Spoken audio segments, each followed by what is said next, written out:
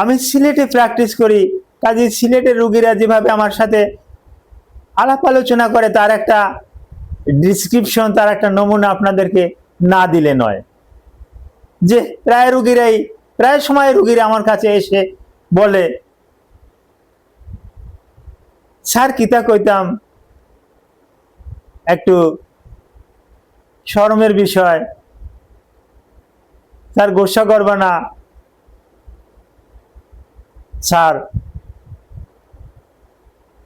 1 মাস আগেও 2 মাস আগেও আমার রগ শক্ত হলে রগটা সোজা থাকতো, এখন রগ ডান দিকে বাঁকাই যায়। কেউ বলে স্যার রগটা তো বাম দিকে বাঁকাই যায়।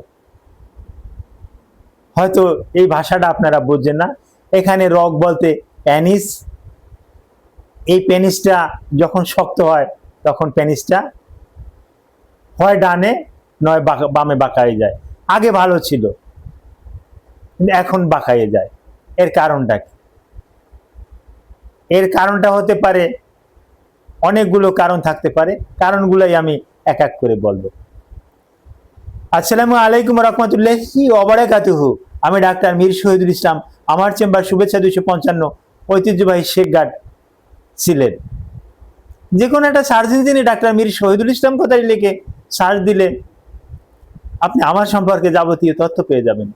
দর্শক শ্রোতা, আলোচনা করব উত্তেজিত অবস্থায় পুরুষাঙ্গ বা পেনিস বা লিঙ্গ ডানে বা বামে, উপরে নিচে বাঁকা হয়ে যায়, তার কারণ কি?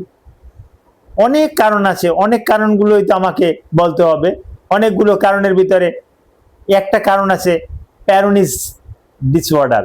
এই প্যারোনিস ডিসঅর্ডার সম্পর্কে আমার একটা ভিডিও আছে। এই প্যারোনিস ডিসঅর্ডারের উপরেই একটা ভিডিও করেছি। এই প্যারোনিস ডিসঅর্ডার হলে লিঙ্গ ডানে বামে বাঁকা হয়ে যেতে পারে এবং এরা উত্থান অবস্থায় বেশি ধরা পড়ে।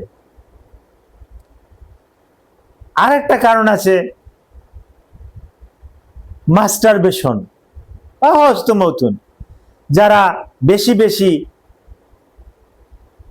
ওভার মাস্টারবেশন করে তাদের এই পেনিস ডান দিকে নয় বাম দিকে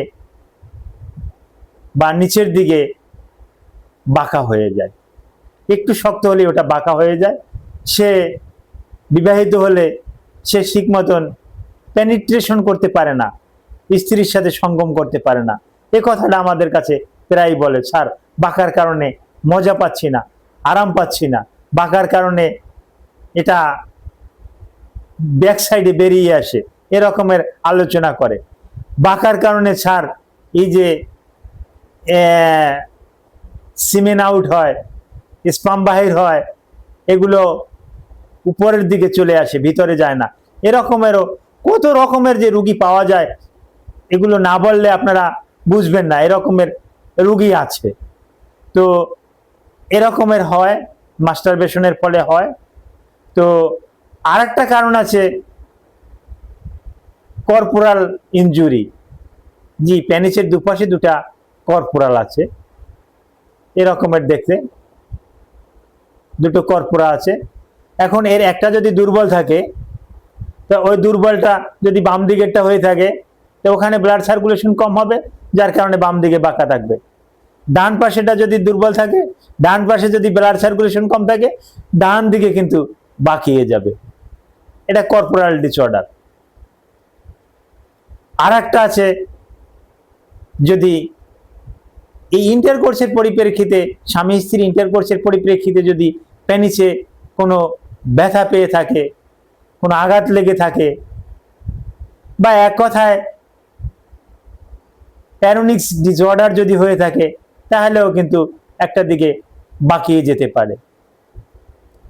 অনেক সময় এটাও একটা কারণ হতে পারে এসটিডি, এসটিআই, এটাও কিন্তু পেনিস আঁকা বাঁকা হওয়ার কিন্তু কারণ থাকতে পারে। করণীয় কি? হ্যাঁ, এর ভালো চিকিৎসা আছে। আপনারা আমাদের কাছে আসলে আমরা ফিজিক্যালি দেখি, দেখার পর এর কিন্তু আমরা চিকিৎসা দিয়ে থাকি। হরমোনাল ইমব্যালেন্স হলে হরমোন, অন্য কোনো সমস্যা হলে সেগুলোর আমরা রোগটা শনাক্ত করে চিকিৎসা দেই, এই বক্র পেনিস এটা সোজা হয়ে যায়, কোনো সমস্যা হয় না। Thank you all.